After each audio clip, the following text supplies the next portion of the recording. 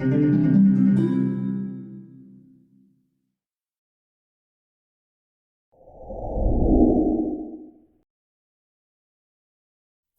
and welcome. How are you doing today? My name is Lynn, and today I am going to make a shaker card using this new die set from Scrappiness from the Perk Up release. And in this die set, there are three differently shaped cups. Could be teacups, could be coffee cups.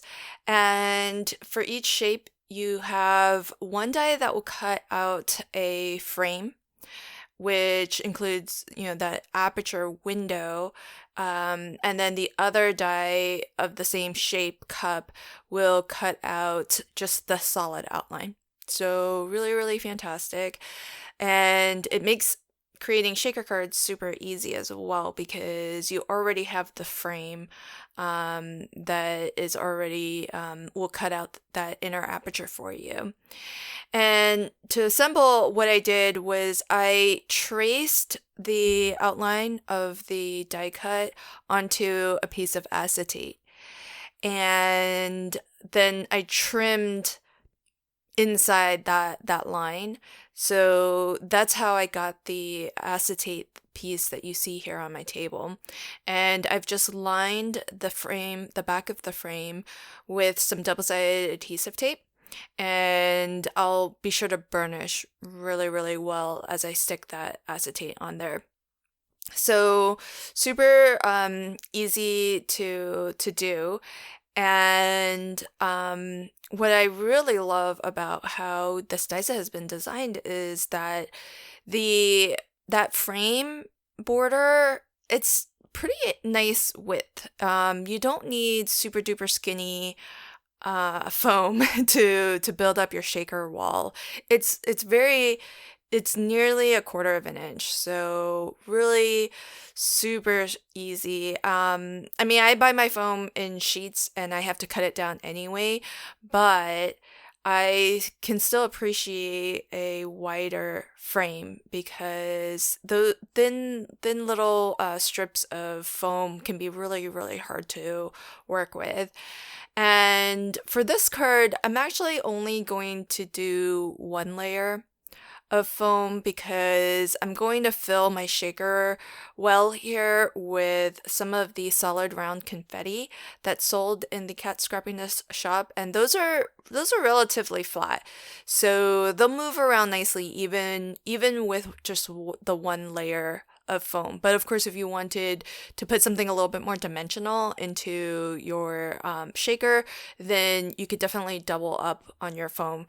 What I'm using here is probably, I think, 2 to 3 millimeters thick. And these little triangle trays are super, super convenient for for getting the sequins just right into the center there. And what I was trying to avoid is what just happened, where some of your sequins gets attached to your foam. But it's really kind of nice to be able to preview everything and having the die that cuts out the back of this. Now you could use that die to cut out your acetate layer as well if you wanted. I generally find that die cutting through acetate can be a little bit challenging, so that's why I just trimmed it. But you could use that solid outline die to cut your acetate and to cut the backing, which I've done here, out of pattern paper. So the last thing I'll do just to finish off this little shaker unit is to add just a bit of foam to the bottom of the cup just to even it out.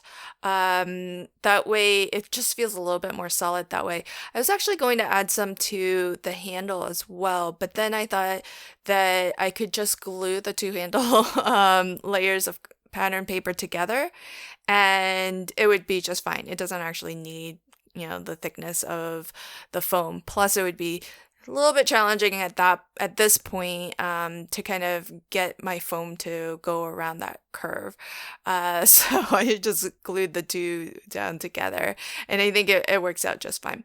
So it's nice to have this shaker piece just as a element that's, fully complete, and that way I can assemble the rest of my card. And when it comes to positioning the cup onto my card, it's a little bit easier to position it. I know a lot of times it can be easy for some people to put their shaker bits on their card base and then put the shaker on top of that.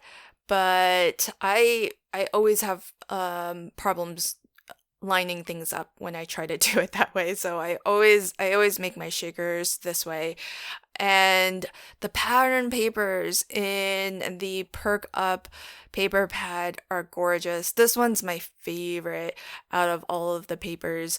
I just love the combination of the typography going in different directions and the different typefaces mixed in along with all of the coffee images. So love this paper. In this huge release from last month was the stitched alphabet die set. So I pulled that out because it's just the perfect size letters, and it's got that lovely stitch detailing in the center of each letter, which I love. I die cut it once out of pattern paper and then die cut it out of solid color cardstock as well. And I was going to do sort of that shadow effect. But when I saw it, this is why I really, for me, I have to kind of preview these things. Sometimes imagining it in my head just doesn't really isn't enough. But I felt like it was a little bit too busy having two pattern papers, even though one was a little bit lighter and the other one's a little bit darker. I just thought it was going to be too busy, so I decided to just use the solid letters that I cut out, and I'll set aside the other letters for another card because I think it's really cute pattern paper, and I like the idea of cutting the letters out of a pattern paper. Just didn't want to use it on this particular card. So I'll go ahead and glue these letters down.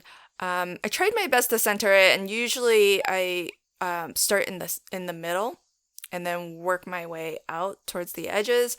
I still ended up being a little bit off, but I was kind of close, close enough anyways. And so I'll get all of these letters stuck down, and then the last thing to do would be to actually put my attach my shaker, my cup, to this card. So really fantastic release this month. Coffee is one of my favorite themes to craft with. So the last thing that I'll do is just go ahead and attach this with a little bit of liquid adhesive, and then my card will be complete. So I hope that you enjoyed this video. I'll leave links to everything in the description box below. And until next time, happy crafting and have a fantastic day. Bye.